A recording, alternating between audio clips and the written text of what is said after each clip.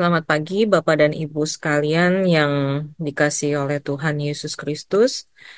Sebelum kita mulai mendengarkan sebagian daripada renungan firman Tuhan pada pagi hari ini, mari kita tundukkan kepala, kita berdoa. Bapa kami yang ada di dalam sorga, kami mengucap syukur Tuhan, begitu besar kasih dan kemurahan Tuhan. Pada pagi hari ini kami boleh ada, sebagaimana kami ada itu hanya karena kasih dan kemurahan Tuhan. Sebentar kami akan mendengarkan sebagian daripada renungan firman-Mu. Sucikan lidah mulut dari hamba-Mu Tuhan, agar apa yang kami dengar, apa yang kami terima itu menjadi berkat kami untuk kami menjalankan hari-hari kami ke depan dalam hari ini Tuhan. Terima kasih Tuhan, kami akan dengarkan renungan pagi hari ini. Kami alaskan hanya di dalam nama Tuhan Yesus Kristus, Tuhan yang menjadi juru selamat kami. Haleluya. Amin. Eh, Renungan pada pagi hari ini, Bapak Ibu, eh, saya diberikan tema yaitu setia beribadah. Ayat pokok yang akan kita baca pada pagi hari ini yaitu di 1 Timotius pasal 6 ayat yang ke-6. 1 Timotius pasal 6 ayat yang ke-6, demikian firman Tuhan. Memang ibadah itu kalau disertai rasa cukup, memberi keuntungan besar.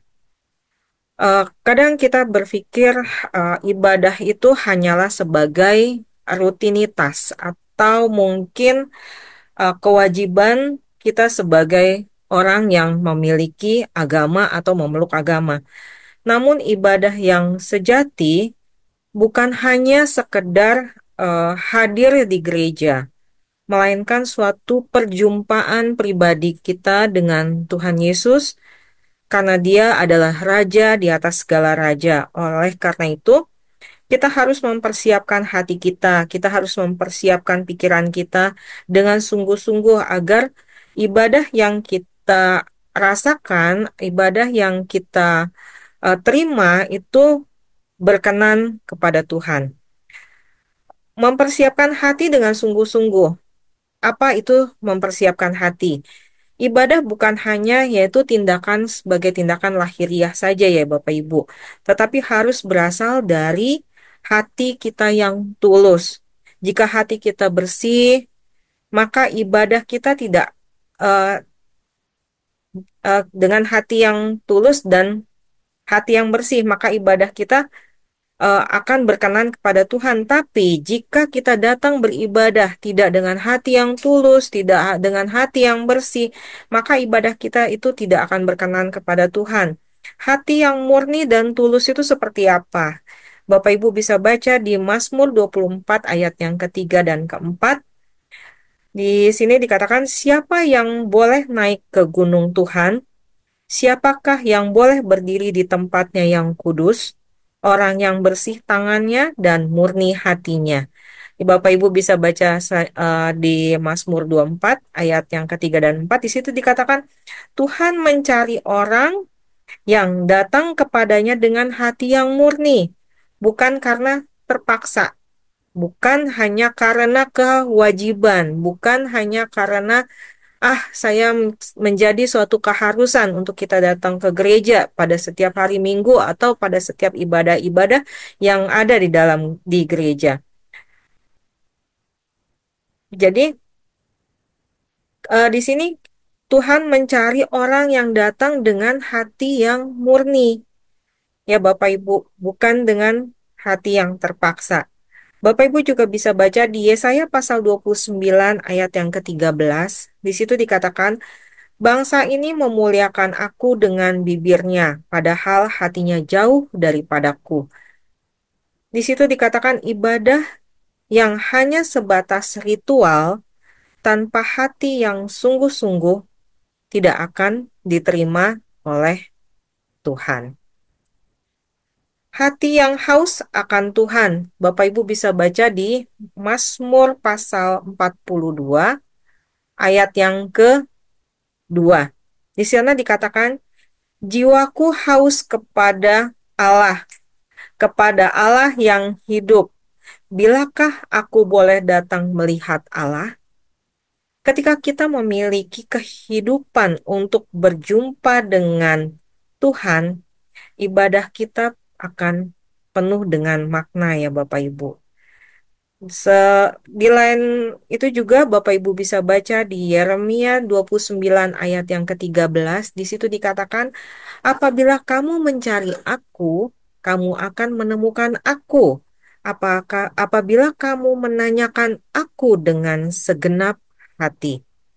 Tuhan berjanji akan menyatakan dirinya kepada mereka yang mencari dengan hati yang sungguh-sungguh.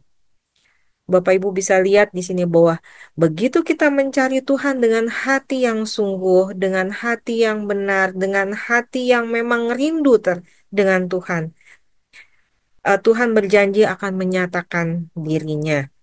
Kita bisa Di sini kita bisa bertanya kepada diri kita masing-masing, apakah kita datang ke ibadah dengan hati yang siap bertemu dengan Tuhan? Ataukah kita hanya sekadar datang karena kebiasaan? Nah, ini hanya dapat kita jawab pada hati kita masing-masing ya Bapak Ibu. Terus yang selanjutnya, mempersiapkan pikiran untuk berjumpa dengan Tuhan. Saat beribadah, pikiran kita harus fokus kepada Tuhan Yesus. Jika pikiran kita dipenuhi oleh masalah duniawi, maka kita tidak akan mengalami yang namanya hadirat Tuhan. Mengalihkan pikiran dari duniawi ke ilahi, itu Bapak Ibu bisa baca di Roma pasal 12 ayat yang kedua, dikatakan, janganlah kamu menjadi serupa dengan dunia ini, tetapi berubahlah oleh pembaharuan budimu. Nah, di sini dikatakan ibadah adalah waktu untuk untuk meninggalkan kekhawatiran kita akan masalah kita yang ada di dunia ini. Dan kita mau fokus kepada Tuhan. Bapak Ibu juga mungkin bisa baca nanti di Kolose pasal 3 ayat yang kedua, yaitu pikirkanlah perkara yang di atas, bukan yang di bumi. Sebelum beribadah kita harus berdoa agar pikiran kita tidak teralihkan oleh hal-hal yang duniawi saja ya Bapak Ibu. Yang selanjutnya itu mendekat kepada Tuhan dengan pikiran yang penuh hormat. Bapak Ibu juga bisa baca di Pengkhotbah pasal 5 ayat yang ke-1. Di sana dikatakan, jagalah langkahmu kalau engkau berjalan ke rumah Allah. Menghampiri untuk mendengar adalah lebih baik daripada mempersembahkan korban orang-orang bodoh. Di sini kita bisa tahu bahwa ibadah adalah saat mendengar, kita beribadah itu adalah saatnya kita untuk mendengarkan suara Tuhan, bukan hanya sebagai rutinitas yang tanpa makna. Di Mazmur pasal 46 ayat yang ke-10 juga di situ dikatakan, diamlah dan ketahuilah bahwa akulah Allah. Bahwa sebelum beribadah kita harus menenangkan diri kita agar dapat benar-benar mengalami hadiratnya Tuhan. Yang selanjutnya yaitu keuntungan besar dari kesetiaan dalam beribadah. Ibadah yang sejati tidak hanya mendekatkan kita kepada Tuhan, tetapi juga membawa berkat yang luar biasa terhadap diri kita, yaitu kedamaian dan ketenangan jiwa. Yang Bapak Ibu bisa baca di Mazmur 84 ayat 10. Di situ dikatakan, sebab lebih baik satu hati di pelataranmu daripada 1.000 hari di tempat lain. Hadirat Tuhan membawa sukacita dan ketenangan yang tidak bisa ditemukan di dalam dunia ini ya Bapak Ibu. Yang berikutnya itu berkat dan pemeliharaan Tuhan. Bapak Ibu akan mendapatkan berkat dan pemeliharaan Tuhan. Bapak Ibu bisa baca di Matius pasal 6 ayat yang ke-33, yaitu tetapi carilah dahulu kerajaan Allah dan kebenarannya, maka semuanya itu akan ditambahkan kepadamu. Jika kita setia beribadah dan mengutamakan Tuhan, Dia akan mencukupi segala kebutuhan kita. Di sini kita bisa juga bertanya terhadap diri kita, apakah kita sudah merasakan keuntungan rohani dari ibadah kita yang setia kepada Tuhan, ataukah kita masih mencari-cari kepuasan di luar Tuhan? Jadi, kalau saya boleh simpulkan dari renungan kita pada pagi hari ini yaitu setiap beribadah bukan hanya uh, cukup berdiri atau hadir di gereja di setiap minggunya atau di setiap jam-jam ibadah lain, tetapi datang dengan hati dan pikiran yang siap berjumpa dengan Tuhan. Itulah tujuan kita beribadah. Ibadah yang sejati membawa kedamaian, membawa pemulihan, dan berkat yang besar bagi hidup kita. Oleh karena itu, mari kita menyatukan hati kita dan selalu setia di dalam beribadah kepada Tuhan dengan hati yang tulus dan dengan pikiran yang fokus kepada Tuhan. Dari sini kita bisa merenungkan, Bapak Ibu bisa renungkan di rumah dengan pertanyaan-pertanyaan ini. Apakah saya datang ke ibadah dengan hati yang sungguh-sungguh mencari Tuhan?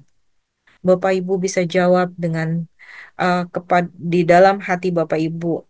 Apakah saya sudah mengarahkan pikiran saya kepada Tuhan saat saya beribadah? Dan apakah saya sudah merasakan keuntungan yang sangat besar di saat saya beribadah? Itu pun Bapak Ibu bisa jawab dalam hati Bapak Ibu sendiri. Bapak Ibu bisa merasakan di saat Bapak Ibu datang kepada Tuhan, di saat Bapak Ibu hadir di dalam ibadah, setiap jam-jam ibadah, betapa besar kasih Tuhan, betapa besar berkat Tuhan, betapa besar kasih karunia Tuhan di saat kita datang dengan hati yang tulus, di saat kita datang dengan hati yang mau bertemu dengan Tuhan. Di situ kita bisa merasakan besar sekali berkat yang dapat kita rasakan. Disinilah saya katakan, mari kita semakin setia di dalam Tuhan, karena kita tahu betapa besar berkat Tuhan dalam kehidupan kita. Kita dapat menjalani hidup kita pada pagi hari ini, itu semua karena berkat dan kemurahan Tuhan. Sebagai penutup, sebelum kita memulai lagi hari-hari kita ke depan, kita mau tutup dengan doa. Mari kita tundukkan kepala, kita berdoa. Bapa yang penuh kasih, kami bersyukur untuk firman-Mu yang telah mengingatkan kami tentang pentingnya setia beribadah dengan hati yang tulus dan pikiran yang terfokus kepada Tuhan. Ampuni kami jika selama kami datang beribadah hanya sebagai rutinitas tanpa sesuatu yang mencari Engkau. Tuhan, ajar kami untuk selalu mempersiapkan hati kami dan pemikiran kami, agar kami mau merasakan sukacita yang besar, damai yang besar, perubahan yang besar dalam kehidupan kami. Kami percaya bahwa ketika kami mengutamakan Engkau dalam kami beribadah, Engkau akan mencukupi segala kebutuhan kami, akan memberkati kehidupan kami dengan berkat-berkat yang sejati. Kiranya Roh Kudus terus menuntun kami agar kami tetap setia di dalam beribadah dan semakin dekat kepada Tuhan. Terima kasih Tuhan untuk kasih setiamu. Kami menyerahkan kehidupan kami pada hari ini sampai dengan pada malam. Biar berkat Tuhan yang menyertai kami. Kami alaskan doa ini hanya di dalam nama Tuhan Yesus Kristus, Tuhan yang menjadi juru selamat kami. Haleluya. Amin.